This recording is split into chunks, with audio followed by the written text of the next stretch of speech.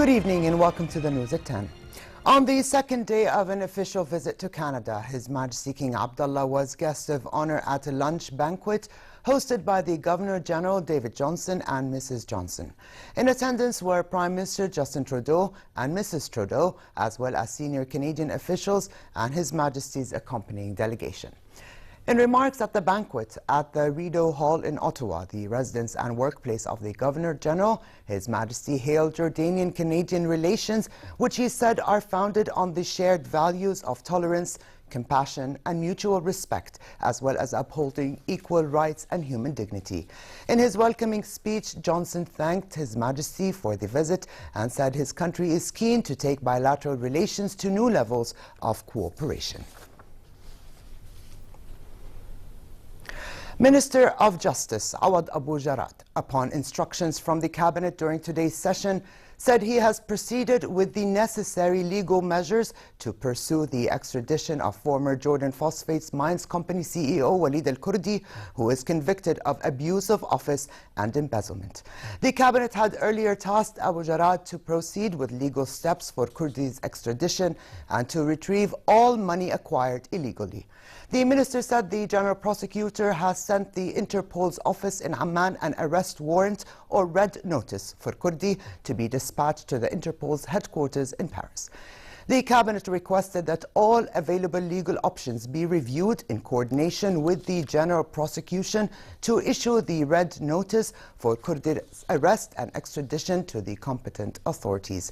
The Cabinet also requested the Justice Minister to write to the United Kingdom Home Secretary to facilitate legal measures leading to Kurdi's arrest.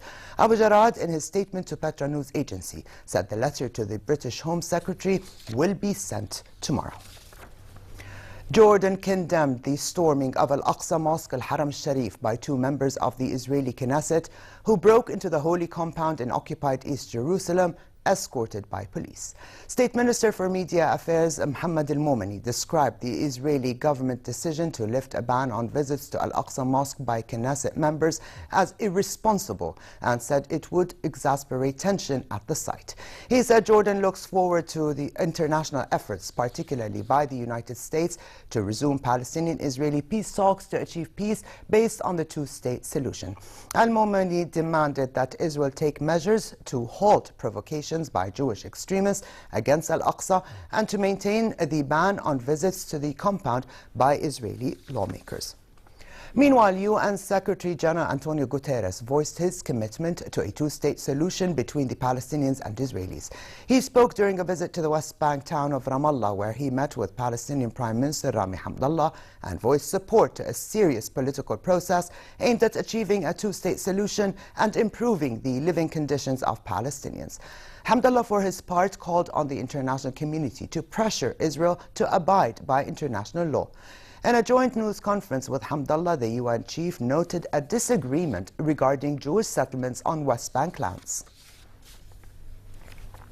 I think it is clear that there is a disagreement on that matter.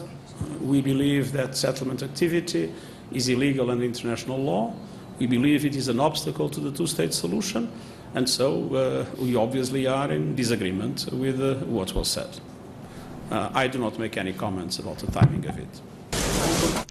Minister of Planning and International Cooperation Imad Fakhoury briefed a UNHCR fact-finding mission on economic challenges the kingdom is facing as a result of the protracted unrest in the region and the continued influx of Syrian refugees. Fakhoury also updated members of the mission on recent discussions with the World Bank delegation, urging donors to revisit the size of aid to the kingdom in support of the general budget. The minister said Jordan is overburdened and has reached its limits. To Syria, and US-led coalition forces returned fire after being repeatedly shot at near Manbij in North Syria, where they are patrolling near areas held by Turkey-backed rebels. After returning fire, the coalition forces moved to a secure location. Coalition spokesman said Turkey has been told to tell the rebels that firing on US-led coalition forces is not acceptable. To Afghanistan, and a suicide bomber blew himself up at a bank near the U.S. Embassy in the capital, killing at least 5 people and wounding 8. The Taliban claimed responsibility for the attack, which came at a busy time ahead of the Eid al-Adha holiday. The Interior Ministry said the blast targeted soldiers and police banking their salaries.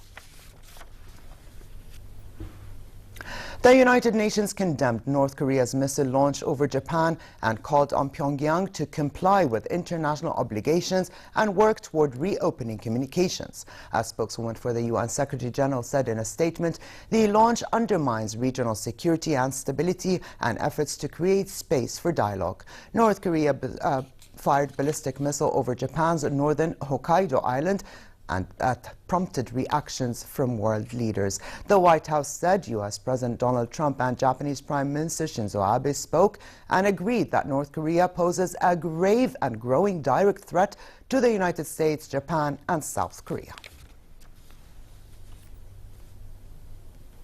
U.S. President Donald Trump arrived in Texas to survey the response to Storm Harvey and vowed the federal government would have a complete response to the devastating flooding.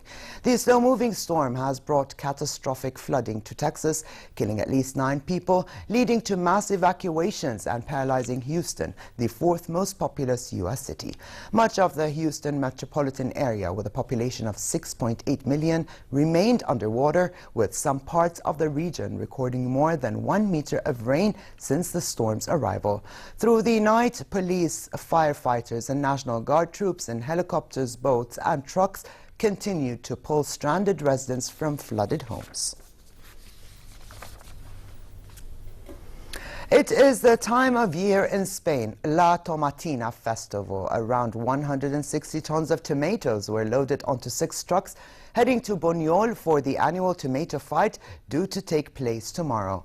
More than 22,000 people from across all borders are expected to take part in the most famous food fight in the world.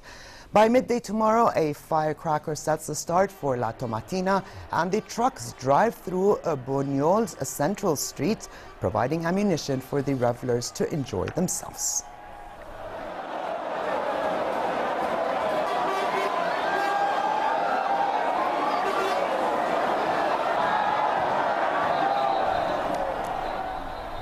And in sports, Liverpool confirmed they have agreed a club record deal with German club RB Leipzig for the transfer of midfielder Naby Keita, who will move to Anfield at the start of next season.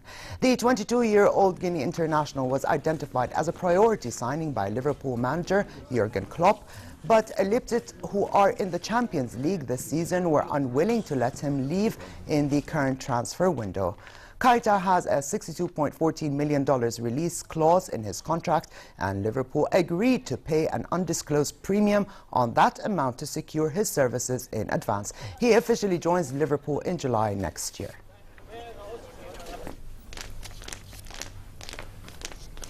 And finally, a drop in temperatures tonight brings a low of 18 degrees Celsius in Amman, while tomorrow normal summer conditions prevail with a high of 32 degrees Celsius.